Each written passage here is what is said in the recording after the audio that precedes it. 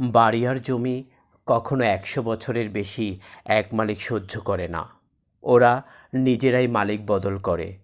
অথবা বলতে পারেন, আপনি বাড়ি বদলান না, বরং বাড়ি নিজেই মালিক বদলায়।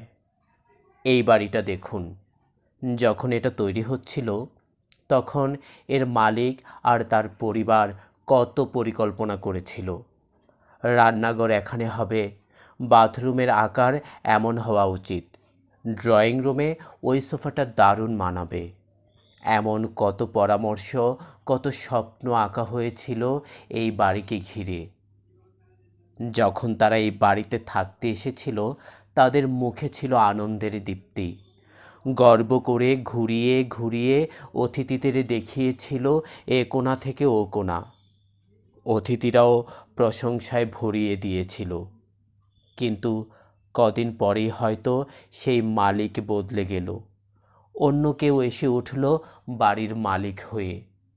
তারপর আবার নতুন কেউ এলো, নতুন মালিক হয়ে। এখন এই বাড়িটি পরিত্যক্ত পড়ে আছে ভগ্ন দশায়, কাউকে নতুন মালিক বানানোর অপেক্ষায়। শোনা যায়, কোনো জমি বা বাড়ি ১০০ বছরের বেশি এক মালিকের হাতে থাকে না। ওরা নিজেরাই বদল করে মালিক। তাই ভ্রমে থাকবেন না যে আপনি জমি বা বাড়ির মালিক। বাস্তবতা হলো, জমি আর বাড়ি নিজেরাই তাদের মালিক বদলায়।